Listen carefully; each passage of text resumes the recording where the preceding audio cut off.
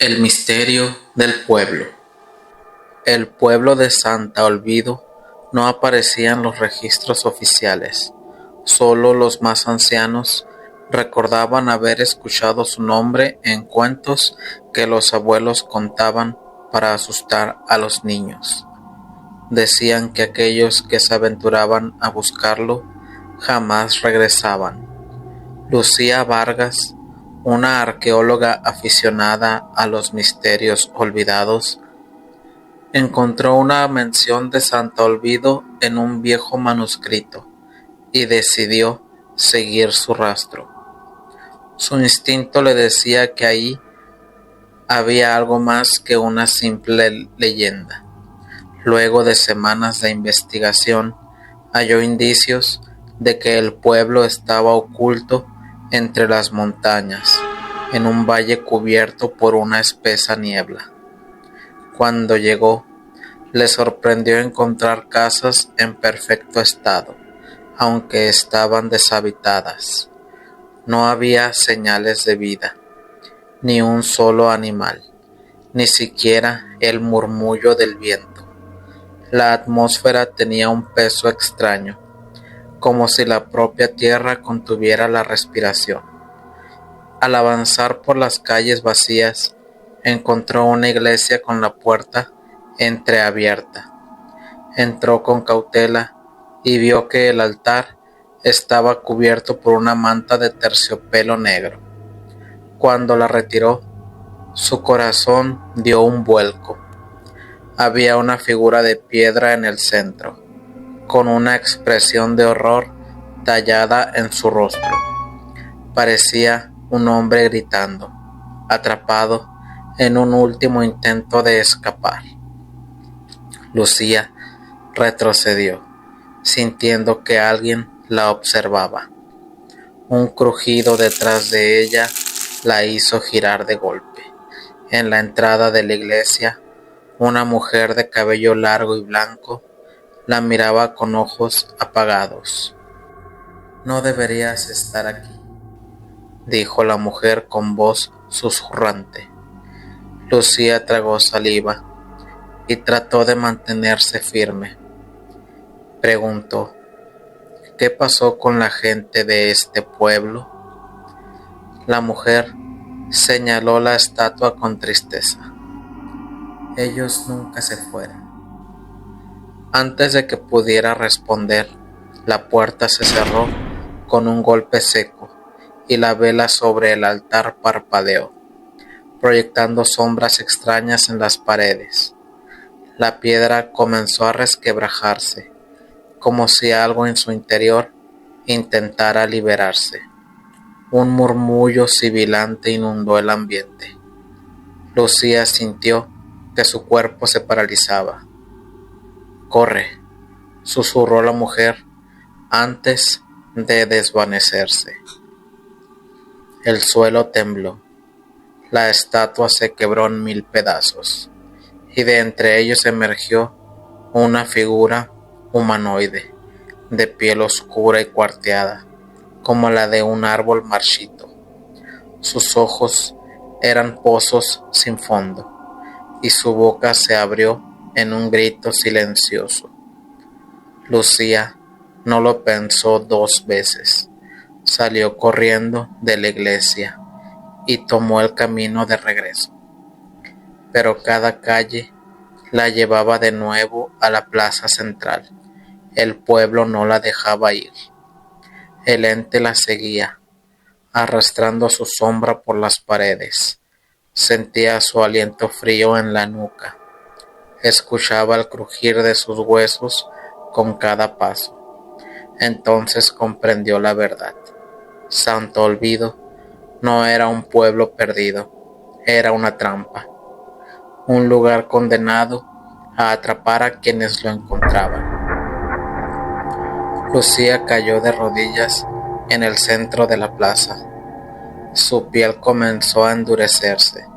Su respiración se volvió lenta. Miró sus manos y vio cómo la piedra se apoderaba de su cuerpo. El último pensamiento que cruzó su mente Antes de que todo se oscureciera fue que, algún día, alguien más llegaría buscando respuestas y encontraría otra estatua en la iglesia.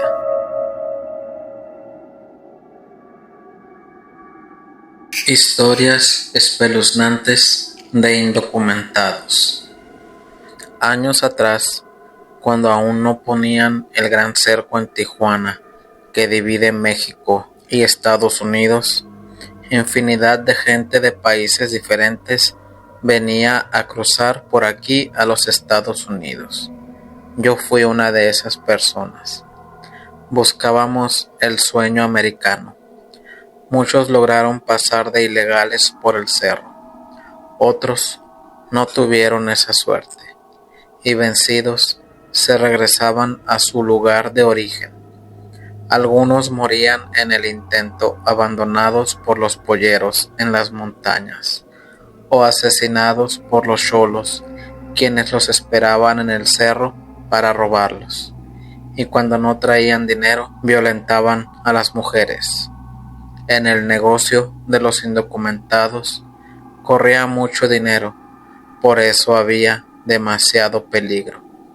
Otros perecían por inanición o mordidas de serpientes.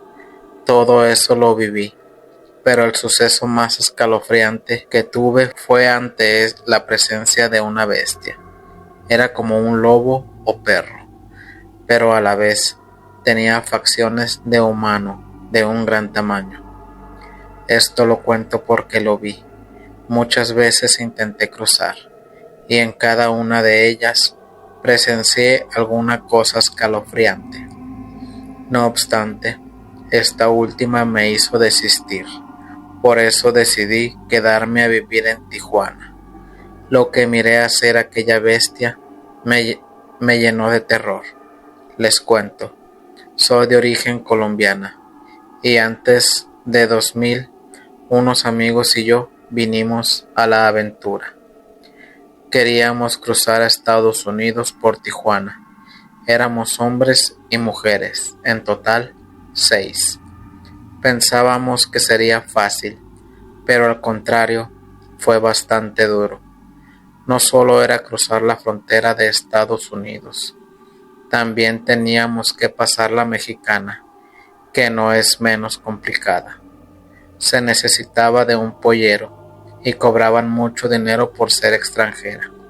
Además, las mochadas que nos pedían para dejarnos pasar, con trabajos y todo llegamos a Tijuana, donde también debíamos cuidarnos de los judas con las mochadas.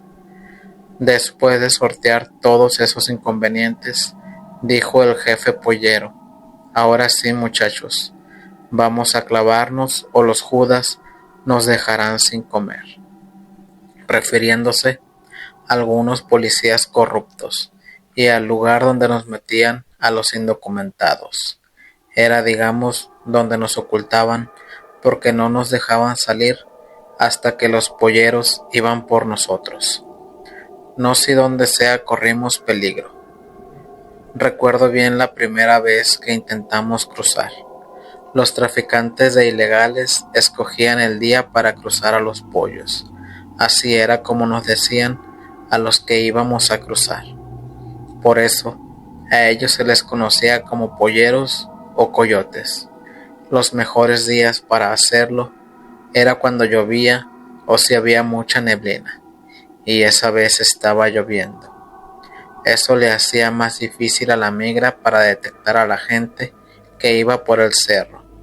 En esa ocasión nos llevarían por Tijuana. Frente al aeropuerto está el cerco divisorio entre Estados Unidos y México. Por ahí íbamos a brincar. Recuerdo bien que en la lámina del cerco había bastantes cruces, en memoria a los ilegales que morían en el cerro al intentar cruzar, y la verdad sentí miedo, puesto que iba directo al peligro. Bueno, llegaron los guías.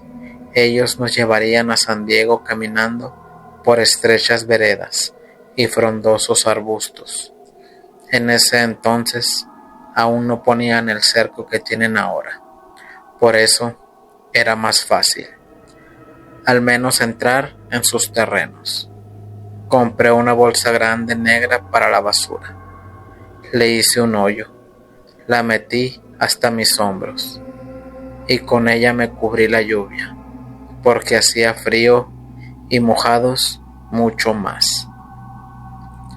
Cuando íbamos por una vereda caminando, uno de los guías nos dijo que no habláramos y si traíamos dinero lo claváramos bien, porque si nos encontrábamos a los bajadores nos lo iban a quitar. Me quedé pensativa, no entendía a qué se refería con bajadores. Seguimos caminando. La oscuridad era tal que apenas si veíamos por dónde íbamos, y más por la lluvia. A lo lejos se escuchaban aullidos de coyotes, y eso hacía más tétrico nuestro camino. En eso, de entre los matorrales, salieron 5 hombres. Se veían horribles, todos tatuados. Vestían ropa muy floja con paños amarrados en su cabeza. Traían pistolas y navajas. Uno de ellos dijo, así con estas palabras: ¿qué pedo, vatos? Saquen la feria de donde la traigan clavada, y cuidadito con querer pasarse de lanza, o los clavo de una. Fueron las palabras que poco entendí, y más por la manera que hablaban. Como casi nadie traía nada de dinero, se molestaron. Entonces, mientras 2 de ellos amenazaban a los hombres con sus armas, los demás se lanzaron como perros rabiosos para abusar de nosotras. Éramos 3 mujeres, las que íbamos en el grupo. ¿Cómo poder olvidar eso si fue horrible? Pero gracias a Dios nos dejaron con vida. Esos eran los mentados bajadores, cholos de mala muerte, que asaltaban indocumentados para conseguir droga. Seguimos nuestro camino. Todos íbamos en silencio y para acabarla de rematar, adelante nos agarró la migra. Esa parte también fue horrible, porque nos metieron a unas celdas donde apenas cabíamos de tanto ilegal que había. Además, quitaban el aire acondicionado y sentíamos asfixiarnos. Muchos perdían el conocimiento debido a la falta de aire. Toda la noche duramos ahí, y en la mañana nos sacaron a Tijuana hambrientos y sedientos, cansados sin haber pegado los ojos en toda la noche. Es más, en toda la noche no pudimos sentarnos un momento, ni para eso teníamos espacio, pero debía seguir intentándolo. Parte de mi familia estaba en Estados Unidos. Solamente le pedía a Dios no volvernos a encontrar con los cholos. Después de comerme una torta y una gaseosa, el cansancio me ganó quedándome dormido. Desperté tarde, aún me sentía cansada, igual que los demás. El coyote nos dijo que otra vez lo intentaríamos por Tijuana. Con una suerte por la mañana ya estaríamos del otro lado. Al llegar la noche, le dijo a los guías que entraríamos por un lugar que se llama Otay. Luego nos subieron a una panel y nos fuimos. Entramos al lado americano sin problemas. Ahora solo faltaba que no nos agarrara migración. Mientras fuéramos por el cerro, yo iba tranquila, porque habían dicho que por ahí no se ponían los cholos, y respiré aliviada. En eso, oí decir a uno de los guías que estábamos a medio camino. Me alegré mucho, pero de repente se escuchó un llanto de bebé. El guía dijo que no hiciéramos casos. Era la mala hora de la noche, y si escuchábamos, nos atraparía con su magia y nos envolvería para siempre. Un ambiente sepulcral invadió mi cuerpo, erizándome la piel, que hizo pronunciar unas palabras dentro de mí. Dios mío, protégenos de todo mal. Era escalofriante el llanto del bebé, y eso generaba un ambiente muy tétrico. Segundos después, un hombre le dijo que eso no era ningún mal. Era un bebé que tal vez habían dejado abandonado, y deberíamos ir a recogerlo. Notamos que esa persona tenía la mirada perdida. Parecía que su voluntad ya no le pertenecía. El guía le dio una bofetada, diciéndole que reaccionara. Lo que estaba llorando era un nahual. Hacía eso para engañarnos, y ya se estaba posesionando de su mente. Si se iba, nunca más regresaría. Aquel hombre no le hizo caso. Su voluntad ya no le pertenecía, y se fue corriendo a donde creía estar llorando el bebé. Los demás, asustados, seguimos al guía. Momentos después, escuchamos los espeluznantes gritos del hombre. El guía solo comentó: les dije que no era ningún bebé, son alucinaciones de la mala obra. Para atraparlos, los nahuales se convierten en cualquier cosa, así atrapan a sus presas. Ya no dijimos nada, porque en eso cayó la migra. Nos descubrieron porque escucharon los gritos del hombre. De sobra sale decir que pasamos otra noche de perros en una fría celda. No obstante, a pesar del cansancio, no lo sentía. Me la pasé toda la noche pensando que había sido lo que escuchamos en el monte. Claramente se escuchaba el llanto de un bebé y los gritos del hombre se oyeron escalofriantes. Ese suceso de plano me quitó el sueño. Recordarlo me pone la piel chinita. Fueron varios eventos los que viví al tratar de realizar mi sueño americano.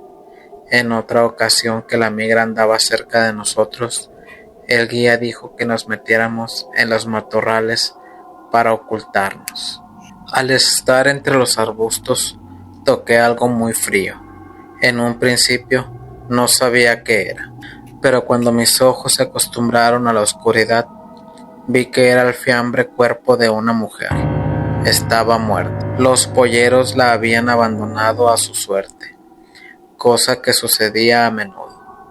Abandonaban a las personas cuando ya no podían seguir o si eran mordidas por alguna serpiente. Me llené de pánico y el miedo me hizo gritar, siendo la causa de que nos descubrieran.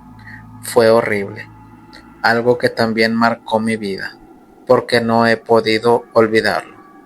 Llevaba 3 intentos y en los 3 había tenido amargas experiencias, de diferente índole, pero igual, todas aterradoras. Por todo lo acontecido, ya me estaba desanimando. Cruzar a Estados Unidos de ilegal no era tan fácil como me lo habían pintado. Corremos el riesgo desde asaltos, sustos y hasta perder la vida, que es lo más probable debido a las circunstancias. Muchos logran hacerlo, pero otros tantos se quedan en el camino y algunos ni siquiera son encontrados. Es por eso lo de las cruces en la lámina del cerco. Pensar que podrían llegar a poner la mía me hacía sentir escalofríos. Esa noche no salimos, estábamos cansados y el pollero no quiso arriesgarnos. Hasta eso, nos había tocado uno que tenía sentimientos. Al siguiente día, ya más recuperados, cuando llegó la tarde nos preparamos para irnos. Esta vez nos iríamos por Tecate. Entre los polleros decían que por Tijuana andaba el Mosco y con él era casi imposible poder cruzar. Yo no sabía qué era el Mosco. Me dio risa de mí misma. Pensé que se referían a los mosquitos y resulta que así le decían a un helicóptero que usa migración para detectar ilegales desde el cielo. Llegamos a Tecate y me di cuenta que su monte era más denso. Al lugar oí decir que se llamaba El Hongo, un monte con más peligros, grandes montañas, barrancos llenos de serpientes, y esa noche no regresaríamos. Permaneceríamos en un clavadero rodeado de matorrales. si era posible toda la noche. La intención de los coyotes era esperar una oportunidad para poder burlar a los migras. Por eso de vez en cuando uno de los guías avanzaba un trecho solo para ver si estaba libre el camino. Luego regresaba y si estaba libre el camino seguíamos, si no se volvía a ocultar entre los matorrales. Cada cierto tiempo salían a checar el cerro. Entonces, en una de esas que salió minutos después que se perdió, en la noche escuchamos gruñidos en su dirección, después un rugido, luego gritos del guía. Todos pensamos que lo habían agarrado. Migración a veces traía perros y creímos que eran quienes gruñían. De repente se escucharon disparos y vimos pasar por un lado de nosotros un enorme animal. Pero Dios, no era cualquier animal. Se le veían facciones de humano y perro de enorme tamaño caminando en sus patas traseras. Con terror vimos que entre sus enormes fauces llevaba cargando al guía. Ya no gritaba ni se movía. Pasó a escasos metros de nosotros. Por eso lo vimos bien. Se deslizó a un barranco y ahí lo perdimos de vista. Luego pasaron corriendo alterados los migras con sus perros. Iban tras él. Ellos le habían disparado hacía unos momentos, pero ya iba lejos dentro del barranco y a la distancia se escuchó su aullido. Estábamos tan asustados que salimos del escondite y nos entregamos. Era mejor a ser devorados por esa bestia, y paramos nuevamente en una celda. Esa noche ahí conocí a un muchacho. Llevaba días tratando de cruzar también, pero igual que yo, no pudo pasar. Nos gustamos y decidimos quedarnos en Tijuana. Desde entonces vivimos aquí. En ocasiones cuento mi historia, pero nadie me cree. Sin embargo, yo sé que esto es real. Fueron sucesos aterradores los que viví las veces que intenté cruzar a Estados Unidos, aunque nunca comprendí qué cosa era aquel descomunal animal que parecía ser un lobo, pero que también tenía facciones de hombre. El llanto de miedo. Mi nombre es Mario Sandoval y en septiembre del 2009 intenté cruzar a Estados Unidos. Ya teníamos varios días en un hotel de Sonora. Éramos un grupo de 12 personas mexicanos y centroamericanos.